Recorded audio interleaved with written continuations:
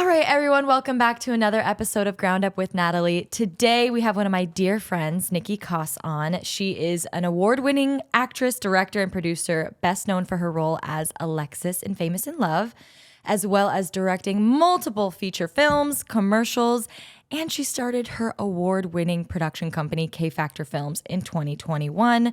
Her mission behind K Factor Films is to uplift what would be overlooked filmmakers and to promote female empowerment, diversity, and equality. Please welcome a Forbes 30 Under 30 select, Niki Koss. Hi.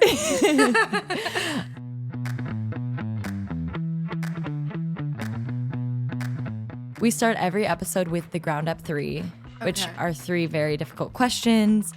So sorry about that. But first question is, where are you from? I'm from here, LA. Wow. Yeah. Unicorn. What was your first dream job? My first dream job was to be an actress. Really? I was 3 and I came up to my mom and out of nowhere and I was like, I want an agent. And I had no idea what that was, but I just knew it was like what actors have. Mm-hmm. And honestly, ever since then, that's what I had wanted to be until I started working behind the camera. Wow. Did your mom know what to do to help you pursue that? Or was she like, oh, that's cute, honey? And then Yeah, she was kind of like, oh, that's cute, because I would switch I had so many different passions and I wanted to pursue every single one. They were all creative, but that was the one that was very consistent throughout my whole life and I would continue to be in her ear about. And then when I was 9, she was kind of like, all right, well, let's try. You're an adult this." now. Yeah, you're an adult. In Actorland, 9 is an adult. Yeah, it's true. So I did get an agent and I started modeling and acting and kind of getting all into it. And then it was really 2 years in where I felt that I had realized at the time what it took to actually take it seriously, and I wasn't prepared to do that. And I wanted to be a kid, so I took a long break, and then it found me later in my life. At what age? 18? I was 16. It's I don't think I've ever told this story. Let's hear it. But, This is literally what Ground Up is. I want to know how you get close. got started. When I came up with the concept for this podcast, I was like, I want to know how someone goes from not being a series regular to being a series regular, because I know it takes even you're I planted the seed at 3, Yeah, and then at 9, and then you probably booked it at what? You booked your series regular role at 18.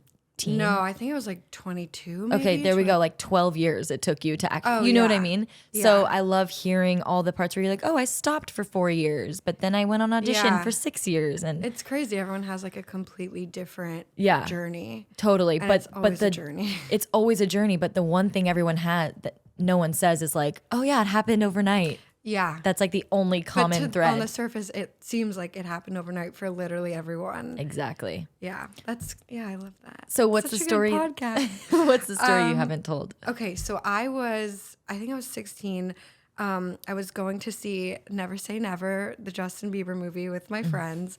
And we were standing outside getting our tickets, and a homeless man was talking to a couple of young girls behind us.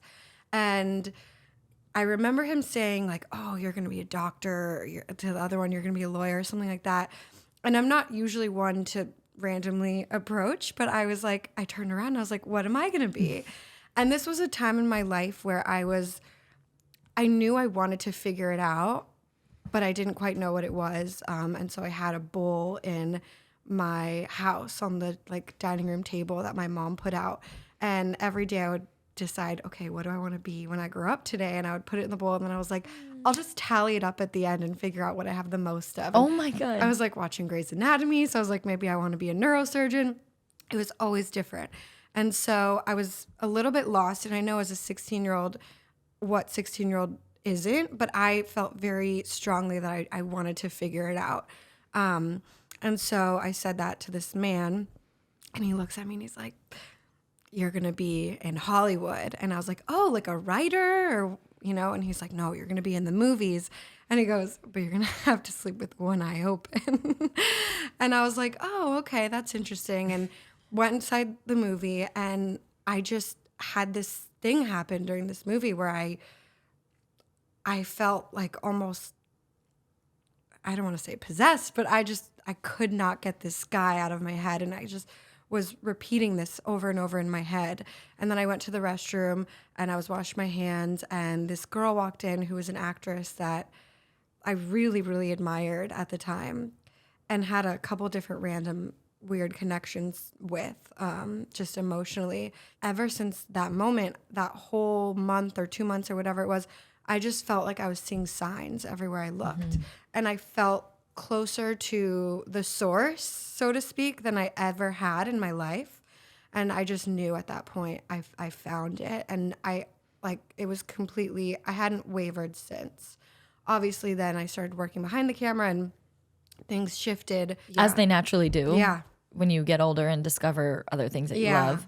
That's a really cool story. I got Yes. the chills. Oh, really? It's because I love hearing people's just people who are dreamers and have dreams, and then Yeah. it gets solidified by either a sign or they feel connected to something bigger, right? Because I feel Yeah. like right now these days we are so connected to material things and Instagram, and it's rare that people are feel connected anymore to a strong source or Yeah. God or manifestation and all of that.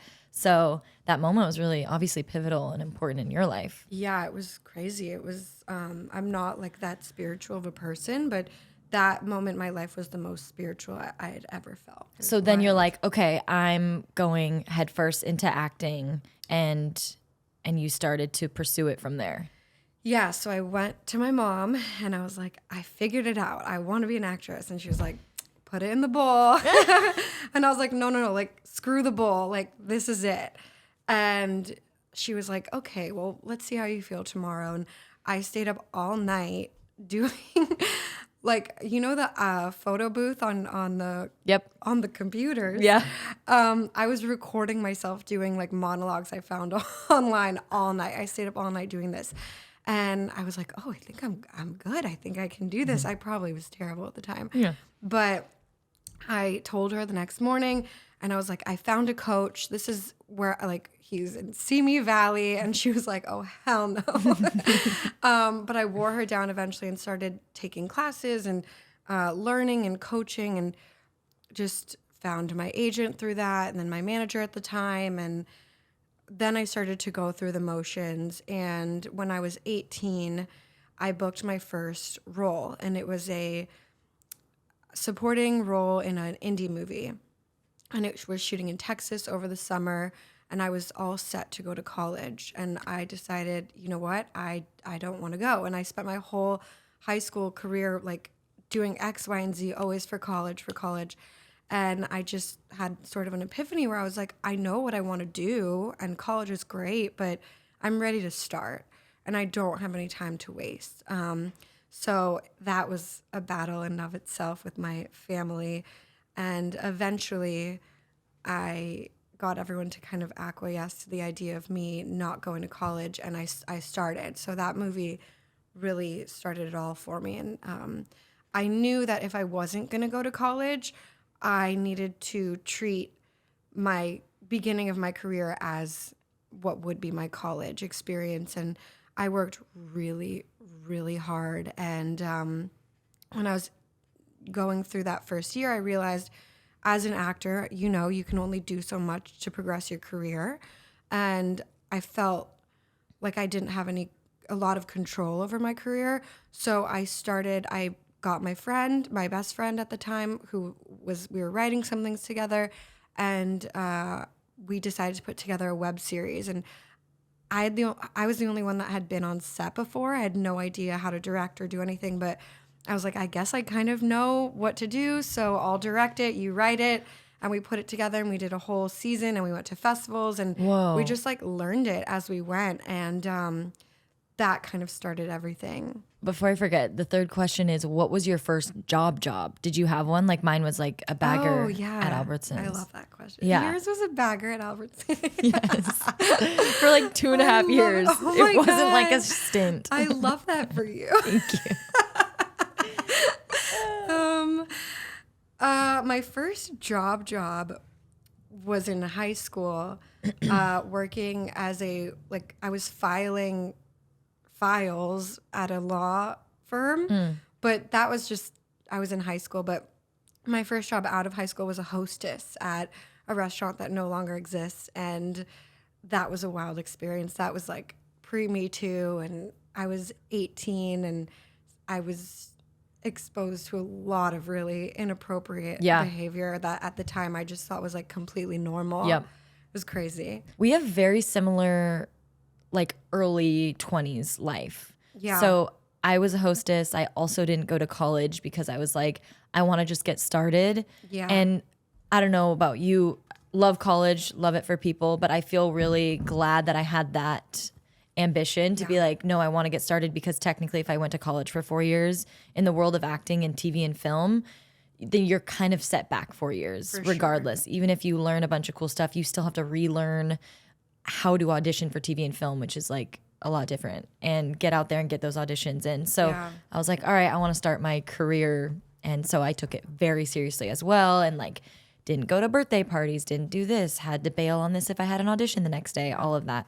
But the hostess thing was real too. Where did you work? It was this restaurant called Smoke in West Hollywood. It's actually like a location that since then, I think there's been 5 restaurants that have come through. Oh, yeah. Those ones. I know exactly. Where it's like, ooh, that poor place is going to shut down again. It's doomed. But you're so right about like making sacrifices when you decide not to go to college. I think like you either decide not to go to college and get some random job and, you know, work the 9 to 5 and you can kind of still party and have fun. But if you decide to not go to college and still feel like you have something to prove, that I kind of felt like I wanted to prove to everyone in my life that even though I didn't go, it was for the better. And I'm sure you probably felt similarly. And you have to make a lot of sacrifices. And at that age, most people really just care about partying, which is fine. Like that's what you do at that age.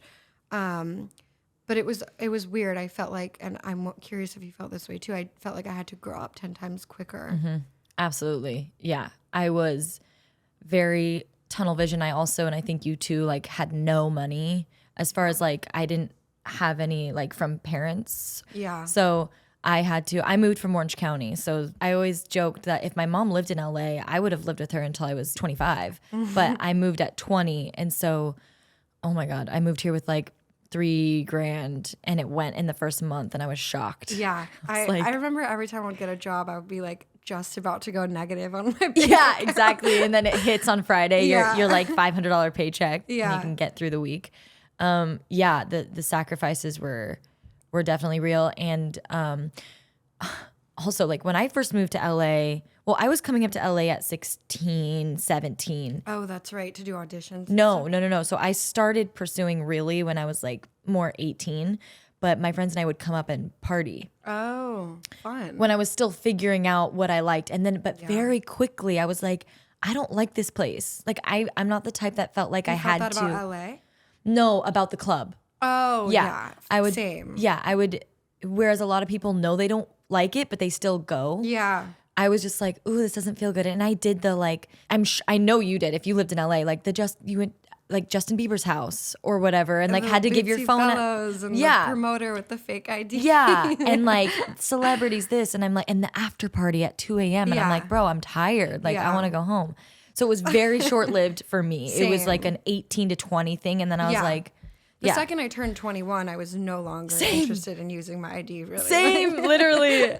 I'm like, wait, where's the guy where I have to slide the 20 under my ID to get in this place? Yeah. Or like memorize the, zodiac sign of the fake ID. Oh, those were good times, though. Those are good times. But you can't, like, the thing is with acting, with any career that you want to pursue and be super successful at and get to the top level at, you can't be having those habits of staying out till 3 a.m. once a week. Which is interesting because it's an environment that breeds those habits. That's true. So it's like you're constantly up against this temptation, so to speak, but I think we got lucky in that we weren't tempted by it. Right. because maybe it's just we are not into. We're just grandmas at heart. Yeah, that's the thing. So that's exactly it. Because I know we both go to bed really early, even now. I can't even remember last time I saw 2 a.m. I know, same.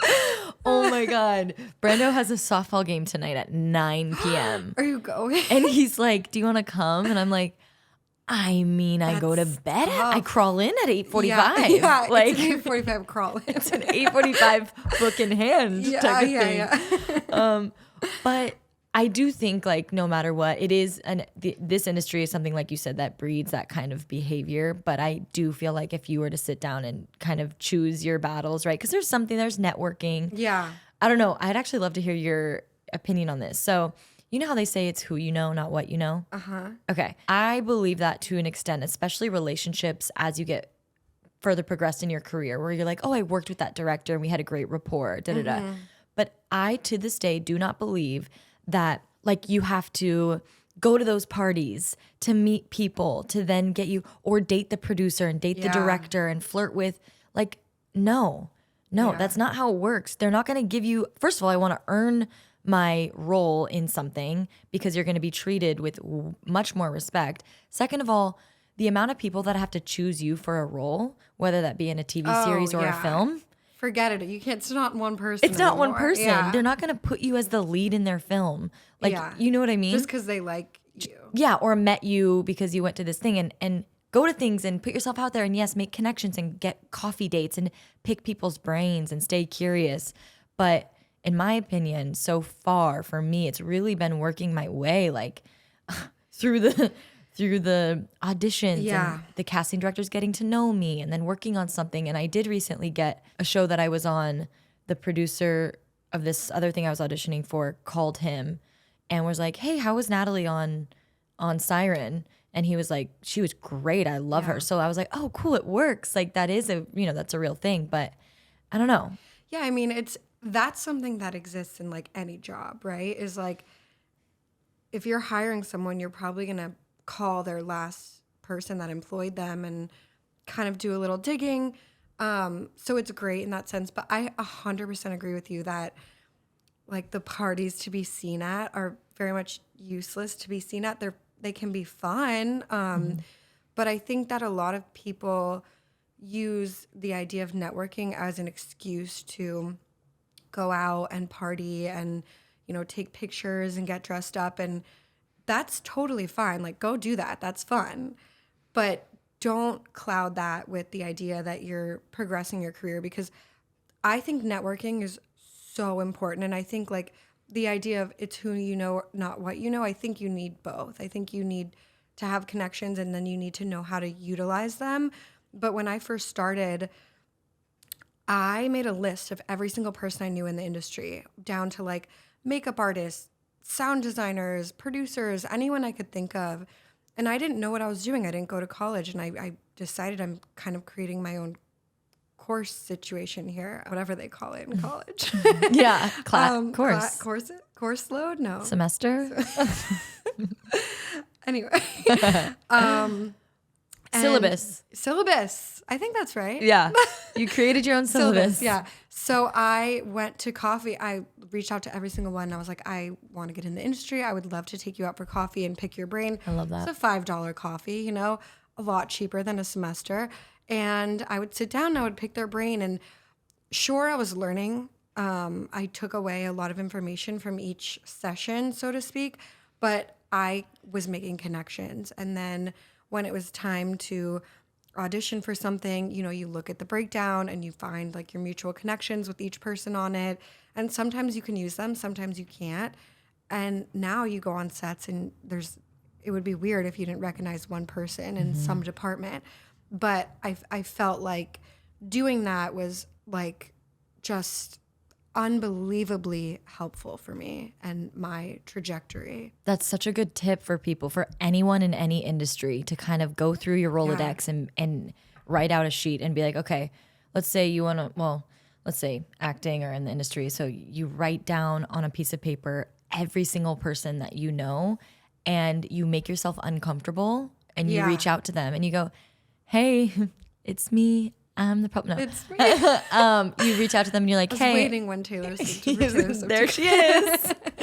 Straight up, I would love to pick your brain. I always think about when I'm embarrassed to ask someone that. I think if someone said that to me, if someone DM me and was like, hey, I really look up to you. Can I pick your You'd brain? be I would be like, flattered. absolutely. Yeah. The thing is, like, this town is very much run on egos, regardless of like what department or area you're in. Yeah.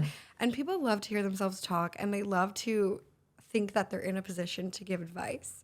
And I think people feel flattered, and I think they like it, honestly. I really do. You went on a bunch of auditions, and how many auditions do you think it took before you, did you go straight to series regular, or did you book a guest star or a co-star? To this day, Famous in Love is the only time I've ever been on TV. I'm dead. Everyone seriously has such a it's crazy. different Yeah. trajectory. Yeah. Wow. I have been on so many auditions in my life. I mean, I'm sure we probably are at a similar number. Yeah. That's true. Oh my God. Wait, you're 29, right?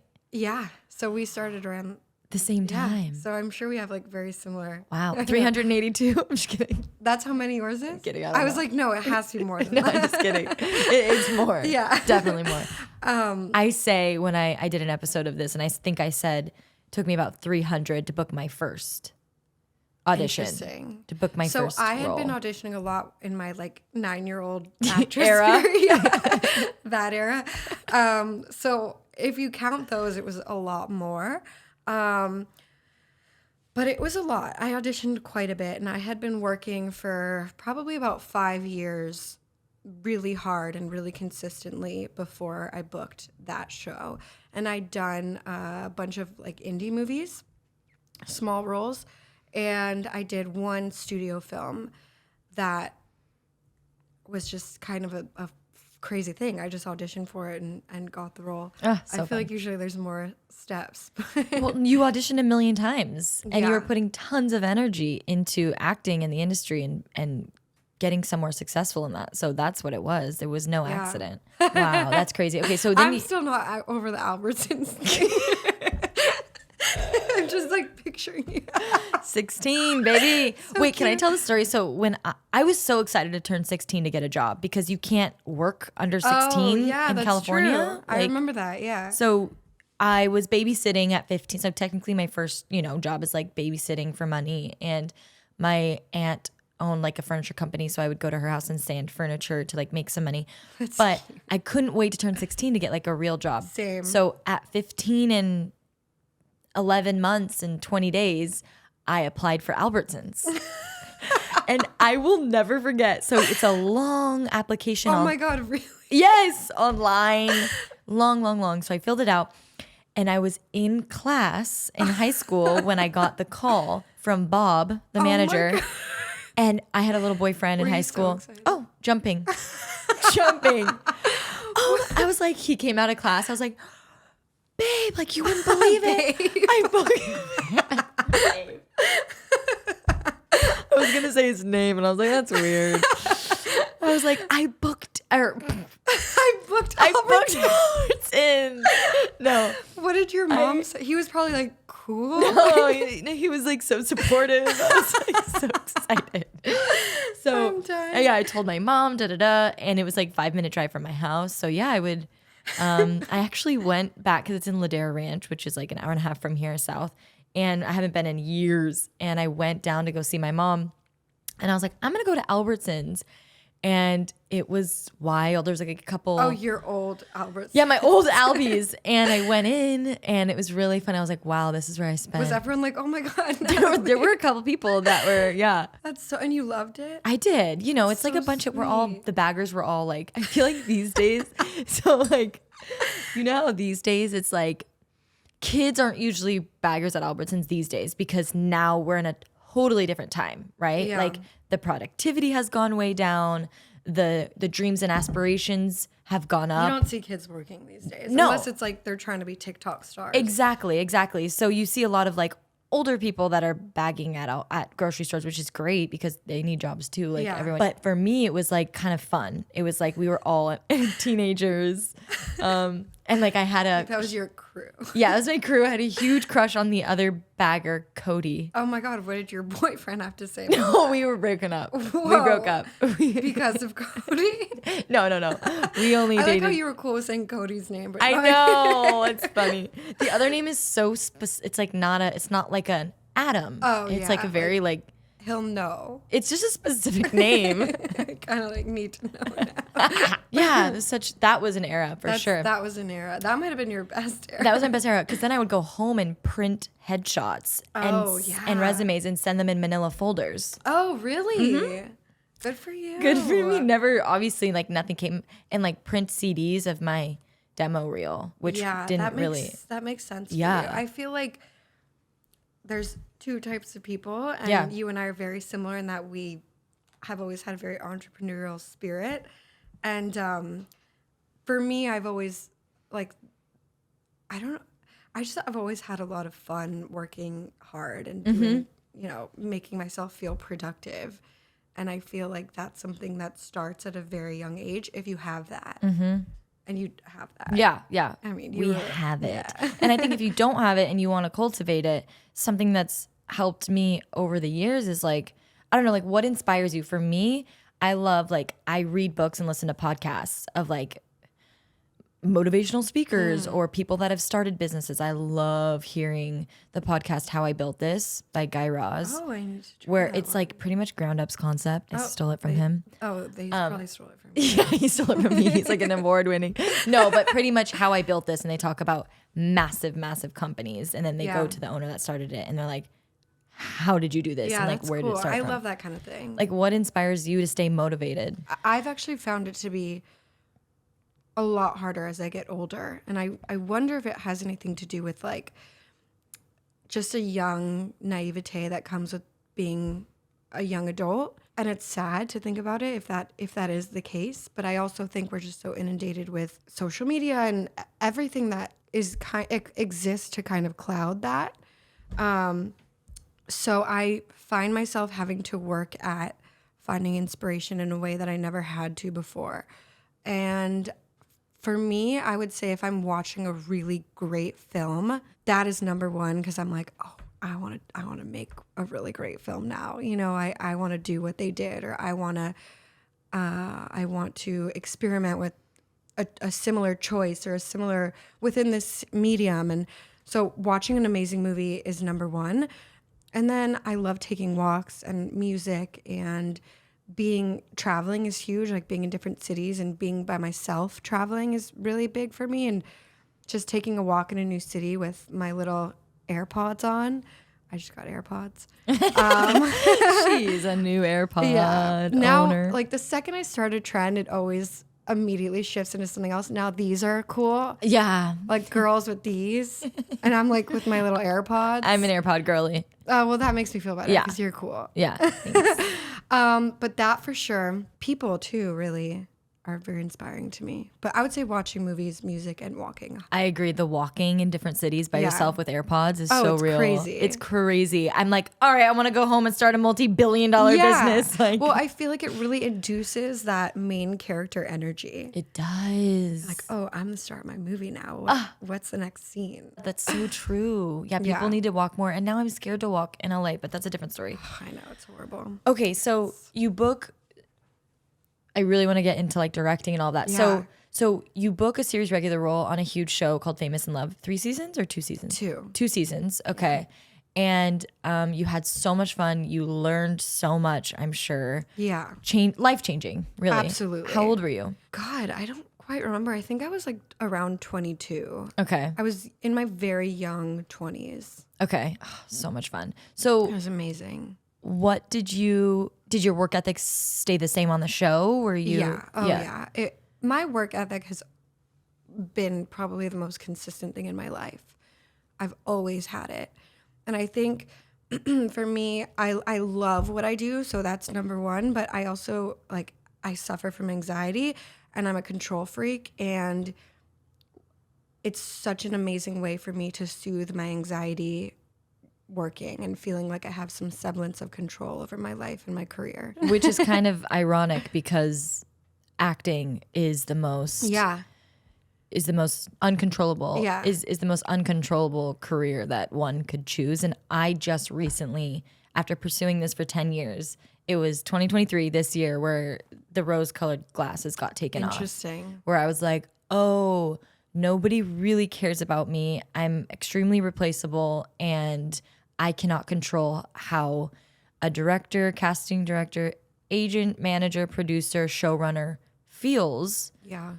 in this moment while they watch my tape, anything. I cannot control booking it.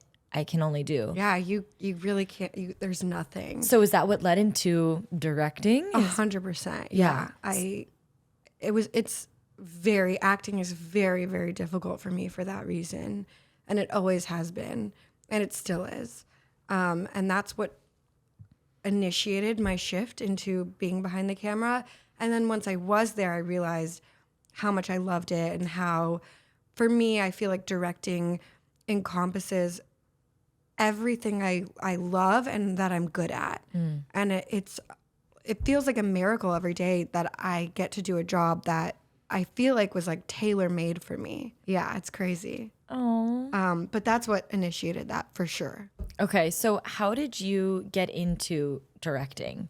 Now, you're already in the entertainment industry, so obviously there's an easy like segue there. You already had connections. And Yeah. so how does one, like if someone's listening to this and they want to get into directing, like what's the first thing they should do? Acting, I feel like, has a little bit more of a clear path with a formula, and directing doesn't. You can't just send pitch emails, and I mean you do, but it's So I never went to film school. Most directors went to film school, and it's something that I still remain a little bit insecure about at times. And I don't regret that choice at all. I don't think I would have gotten to the place I did in my career as quickly as I did without making that decision. But for me, what I did, the great thing about directing that acting doesn't allow for is that we all have a phone, right? And we all have an opportunity to go outside right now and go make a movie. And that's how I started, is I got a camera. Like I put together all my money that I had at the time to spend, and I got a little camera, and I bought like $100 worth of mic equipment, and I went out and started learning and filming, and I made a web series, and you can't find it online anymore because it's obviously nothing like how my directing style is now, but it got me into festivals, and then I met people from there, and it's I don't even want to say it's a trickle down, it's like a trickle up, you know. But so you can go out there and you can just start and you can learn, and that's the number one thing I tell people is just, if you want to direct, you need to go out there and make stuff. People come to me all the time that say, you know, I'm a writer, or I want to be a writer, and I'm like, okay, great. Well, what have you written? Send me something. And they're like, oh, I've been working on this script for a couple of years, and they're not writing. So if you want to direct, number one, you need to direct, and you can't wait around for some big budget to do it, or else you won't know what to do with that budget when it finally comes. So that's number one. And I would say number two is going out and networking. And like I said, make a list of everyone you know, pick their brains, find out their ground up stories, and learn from that, and pick apart the pieces that you can take with you and replicate, or that, you know, you can morph into something that works for you. So networking, going out there and directing. And then the nice thing is, directing is an industry where there's a lot of opportunities for growth that are available online, especially for underrepresented people and for women. There's women in film, Glass Elevator, Film Fatales. There's so many that you can just join, and Alliance of Women Directors. You don't need to have, at least I don't think, you need to apply, but I don't think you need to have like some crazy resume. I joined when I was really young, and there's communities that help you make connections and help you get jobs. And then the last thing I would say is, if you want to direct and you know anyone who is a director or a producer, you need to find a way to shadow. Shadowing is huge. So go call your director, your friend of your parents' friend, whoever, and just say, listen, whatever you're doing next, I'll make it work. I'll be there for a week, and I want to come every day and shadow you. And you bring your notebook and you write down every single shot that they are doing, that they're shooting, and you figure out what you would do differently, and you're making connections and you're learning at the same time. So there's so many things you can do to progress your career as a director that unfortunately you can't quite do as an actor. So I would say that's a good handful. Wow, that is so much great information. A couple things you said. One thing that I picked up is like, so get on Google and look up some female directing. Yeah. Like, what would it be? Groups, cohorts, type of Like programs. Yeah. There's Sign up so for them. many programs. Like whatever your group is, there's a program for it. Right. Yeah, get on there and do that today. Like that's something that Yeah. someone could do today. And then the energy gets put in, the ball starts rolling and the seed is planted. Yeah. And then there's that work ethic of like calling someone you know and being like, hey, look, you don't need to pay me anything. Like Yeah. I'm gonna make this work.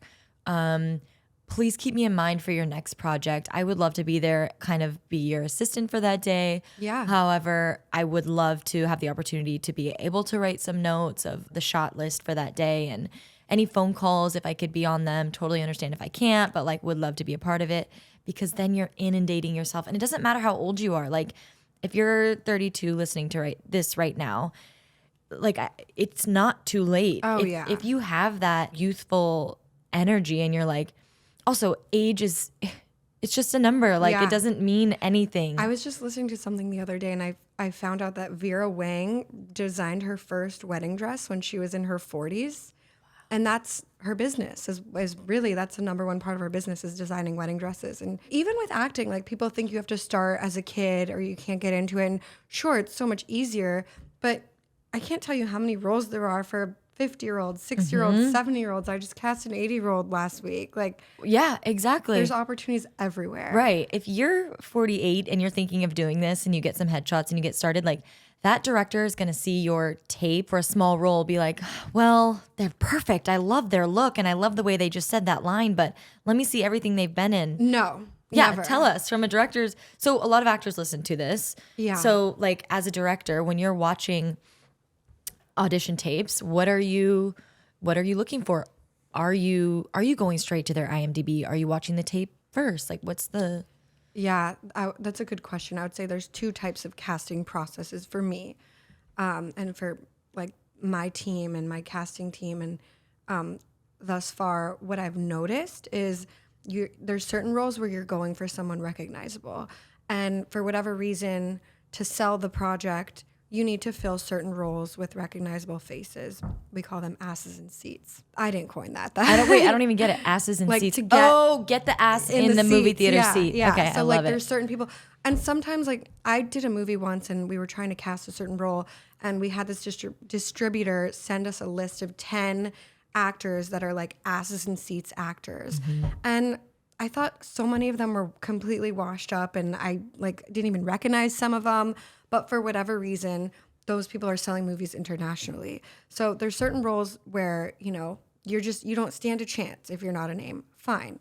Then there's another set of roles, and it's not just the small roles. Because once you fill these, then it's like a free-for-all. You can go with the best actors. And we watch auditions, and I would say I never look at their IMDb's until after I've decided I want to cast them. Yeah, so then it's 100% about the performance, and then there's a lot of other factors that come into play that have nothing to do with the performance. Like, you know, they have to be related to this person, or they have to have blonde hair for whatever reason, or they're too short, or, you know, a lot of the time in Hollywood now, like, you know, you have to be, which is great, you have to be really cognizant of making sure you have representation for all different types of people, and that plays a factor. So there's so many other elements, but I would say obviously number one, performance. And I would actually 9 times out of 10, if the performance is good enough, for me at least, I try to, you know, Fight for that. Yeah, that becomes the most important. Yeah. Or you might use them for something else. You might even be bummed yourself that you can't, you know, use them because it doesn't All the work. time. Yeah. Especially if I get hired onto something. Unfortunately, I've had a lot of experiences where I've wanted to cast the best actor, and the producers had to cast the person with the most followers, or, you know, whatever the reason is. And that really does exist, and it's discouraging, but it's not the end all be all. Yeah. Yeah. I was going to ask you about the Instagram thing. Yeah. So what is do you want to do like features? Is that your favorite thing to direct? Yeah, for sure. Features is my favorite. I would love to do TV just because it's so different. I think it would be an interesting challenge. Like with TV, the showrunner is the overall creative god, so to speak. And you're really just kind of making a pizza that they order. And when you're making a feature, you're creating a recipe from scratch. So they're very different mediums. And I would love to dabble in TV, but features are your favorite. baby. Yeah, my baby. So if you were directing a Netflix feature, do you think that the studio would be like looking at followers on Instagram? That's a good question. Or you're just not sure because you haven't done it yet? I think it would help. I think that if there's two actors that I'm deciding between and I'm fighting for the best actor, they're probably going to be fighting for the one with the most followers, unfortunately. Mm-hmm. But at the end of the day, if you have a director that is crazy enough about your performance, you have a very strong chance. Right. I know. It's a shame. Well, yeah, it is a shame, but I do think we're kind of on like the end of that. I really do. Yeah. Because now it's become so diluted that everyone has followers. Right. And it's hard to determine like what the actual optics are in terms of engagement. And I think that it's kind of a lot less special now. Mm-hmm. So I think we're getting closer to hopefully being done with that. But yeah, that's such a good point. The pendulum always has to swing back the other way. Totally. I agree completely. Like there's so many people with so many followers. There's family TikToks where like their whole, it's like a mom, dad, and a little baby and they have like 3 million followers. Or everyone does makeup and this, that, the other. Every niche you can think of, there's a famous influencer for it. Exactly. I'm just kidding. But a lot of people want to be actors, right? Everyone. Thank you. Okay. Influencers, it's kind of funny. Influencers want to be actors and successful actors want to be influencers. That's so true. That's you always want what you can't have. Yeah. The grass is always greener on the other side. I definitely feel super grateful that I'm always had such a passion for acting and got in so early because it's hard, not to discourage anyone, but it's harder right now just because we're just flooded with so much content, so many different people. And even I bet casting directors are confused right now on like what's going on. Like it's crazy. Yeah. Everyone's confused. So I think pick something to be passionate about and follow that dream. And if you feel at some point like you want to shift or you're into something else, like follow that. I think that actors get in their way so much like, oh, I didn't move here to that's so true. Pursue something else. You feel like you're failing if you pivot. And that's not true. Like these past 7 months, the only reason I haven't been like, I mean, I've definitely been, especially in the beginning of, I say 7 months because the SAG strike is still going on. In the beginning, I was definitely in this like, oh my God, who am I? Like what's going on thing. I'm also 28 to 29. So it's just like this shift of getting out of your 20s and being like, what is happening? But I'm so lucky that I have magic and that I'm okay with myself, like pursuing something else and it not being a side, like we don't have to have shame in it being a side thing. Yeah. It could be a main thing. I am a successful entrepreneur. I am a podcast host. I am an actor, but I'm also just me. Yeah. Like a human being with love, and I have a boyfriend and a family. You know what I mean? Like I think in this day and age, we try so hard to be something. Oh, I'm going to be a celebrity makeup artist or stylist, and that's what I identify with. And if I don't get it, then I'm less than. Or looking on Instagram and that girl has it, Like it's detriment. For sure. It's also like not possible. I remember when I was in high school, and I'm sure every high school girl probably did this, but I would, at the end of the day after school, I'd be like, oh, you weren't like cool and mysterious enough today. Like you need to be like the cool and mysterious girl. Or like then the next day I'd be like, okay, you're going to be the fun girl. Like you're going to be the fun, goofy girl. Yeah. And I would try so hard to adopt a certain identity until eventually I realized I was kind of all of the above. Mm-hmm. But I'm so glad you said that because it's so real. And personally, like I still struggle with that. And I sometimes have to stop myself from feeling like a failure because I started out with such a strong identity as an actress, and now I'm more than that. And sometimes it's a scary thought. You feel like, oh my God, am I more than that just because I couldn't just be that? But no, it's because people are, like you said, they're hopefully well-rounded, and there's so much to them, and humans are so layered. And I think we're moving into an era, and you inspire me all the time with this. I think we're moving into an era where it's not only okay to be multiple things, but it's actually so encouraged. And we're also aware of the fact now that it just doesn't make sense to be one thing, and it's not healthy mentally, especially with acting, because there is such a lack of control in that career. But yeah, I think it's so special. It makes you you. All of these hats that you wear are what are you. Like, that's what make you you. Right. And I don't know if it's an age thing. Like, as we get older, we accept it. But just know, if you're listening to this and you're like, I don't know, the identity thing, the identity crisis is so real. And I think the more we can accept every part of us, right? Like, oh, I'm a baker. I love to bake. I love to host my friends over. I love to host vision boarding events. I love to do all these things. And also, you don't have to do anything, right? It doesn't make you any less of an actress to have other avenues. Exactly. And I totally understand the scary feeling of like, oh no, it's slipping away. Yeah. Well, why don't I want to go to the movies today? Why don't I want to, why aren't I obsessed, living, breathing, like all consuming? Why but aren't that's I not healthy. Enrolled in acting class? Yeah. You know, and like, I am such a huge supporter of not being in acting class. It's such a feeling, a mutual feeling amongst actors, that it can feel culty and it can feel cliquey. And it can make you just not feel good. And then if you're out of it, then you feel left out and da-da-da. Like, no, create your own lane, your own path. Like, honestly, if anything, put your head down and do you. Like, that's how I've gotten to anywhere I've gotten. It's like not listening to the noise of like, have your nurture your close friendships.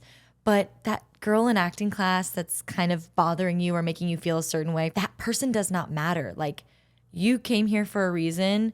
And that's to nurture and nourish yourself and discover what you have to offer the world and your purpose. Whether that's just, I am me and I love my partner and we love going to farmer markets on Sundays, and that's my era right now, and that's okay. I think this anxiety of like, oh, I do have to be all the things is also another side of it, you know? Oh, yeah. It's so anxiety producing. Yeah, provoking. Provoking, that's the word. Yeah. It's so true. And I think, I mean, what you said about eras, your life is just a, what's the word I'm looking for? Compilation of eras, right? And so there was a show I watched a while back that it said something in the finale, the theme of the finale was this idea that your life is a series of chapters, and when one closes, another one starts. And it's true. Like, everyone's life is a series of chapters just by the mere fact that we go through different ages, and sometimes, you know, we're single, sometimes we're not, sometimes we have this job, sometimes we don't. And I think looking at your life with such tunnel vision can be very dangerous, and putting that aside and looking at it like, okay, this is the era I'm in, this is the chapter I'm in right now, this is what I'm doing, these are my goals, and these are the things I don't really care so much about. And maybe 5 months from now, 5 years from now, that will be completely different. But that's what life is. That's literally what life is. Staying, I mean, for lack of a better word, like being present, right? Like right now, this is what's happening, and accepting how you're feeling. Yeah. Right? Let's say you're feeling like you don't, let's say there's a split second where you're feeling like you don't want to act anymore, right? And I'm like, oh, interesting. Okay. Take inventory on that feeling. You don't just push it down, right? That's like feeling something toward your partner and then being like, I'm not going to say anything. Yeah. Then it happens again. I'm not going to say anything, you know, denial. It's scary. I get it. But you have to accept, even if it's just in that moment. And then guess what? You might be inspired in 2 weeks from seeing a film and being like, there it is again. Yeah. Okay, I want this thing. You know what? I'm going to hit up this agent. I'm going to see what's going on there. And then you see what unfolds there. But I think the shame element that all of us humans do of just like, you're not who you thought you were. Like Right. shame, shame, shame You is not really it. beat yourself up over Yeah. not maintaining an identity that you feel so attached to. And sure, like if you're in that era where you're living, breathing, all consuming, one passion, that's fine. But don't beat yourself up when that starts to shift into something else, because that just means you're moving into another era. Yeah. And that's what it's supposed to be. With magic, I was like 2020 is when I created it. And the beginning of 23 this year, I was just like, I'm not feeling anything magic. And I mean, I've put thousands of dollars into this, and I'm just like, I am genuine. And this is a passion. You have to be, it's an entrepreneurial venture. Every day you have to be like ticking away at it. And I just wasn't feeling it. And so I accepted it and I shelved it essentially. And I would definitely get moments of feeling guilty for not posting on the Instagram, or, reaching out to companies about carrying the journal or pushing an email campaign. But I was just like, I don't want to do this right now. I need to accept that. And guess what? The bug came back I knew I wasn't done with it. I knew I wasn't and that would have been okay if I wanted to close that chapter and be like, I created a beautiful product, but but it came back in the last couple months. And I had a bunch of meetings at stores for the holiday season for the Magic Journal to be carried. Like, it's not over. Cause I think that's another thing too, is we're like, oh, I can't start it back up again. Or I can't it's like, why? yeah, if you fall off the wagon and you want to get back on, you can. Yeah. There's totally. Nobody knows you started this in 2020. I follow magic. I wouldn't have known that you put it on the shelf for a few months. Exactly. Yeah. So, and now I'm back at it better than ever, and I have all these ideas, and I think the strike definitely helped me line that up and be like, okay, where do I want this to go, right? Everything happens for a reason at specific times. And if you're not ready to hear what you need to hear from the universe and accept it, then you're not ready in that moment. Yeah. I love that. So, now you're giving me the chill. Yeah, we both gave each other goosebumps. Okay, I definitely want to jump into really quick. You started a production company called K Factor Films. So that must have just been a ripple effect of getting into the directing, and you're like, okay, I want to start my own company for when someone wants me to direct, it'll go through K Factor Films. Like, how did you start that? So I knew that everyone who was doing this at a high level had a production company of sorts, or at least that's what I thought at the time. And I was like, I got to a point where I was like, oh, I should probably have one of these. I'm going to start one. And I had no idea really what it meant at the time, what they really did. Even though I'd been in the industry for so long, I didn't really understand the nuances of what a production company was. And so I called up 3 people that I had worked with in different capacities and on different projects, who I knew I wanted to take with me at a higher level or in a different caliber down the line at some point. I just didn't quite know what that would look like. And I said, look, I'm starting this production company. I don't know what I'm doing. Can't pay you. I don't really know what this is going to mean or look like, but I would love to have you be a part of it. And all 3 of them were like, absolutely. I want to be in this. And then one of them goes, I guess we should probably have like a weekly meeting, right? And I go, oh yeah, that's a great idea. So honestly, since then, we have had our weekly meeting every week, and we've all grown and learned together what it means to have a successful production company. And we're still learning and we're still growing.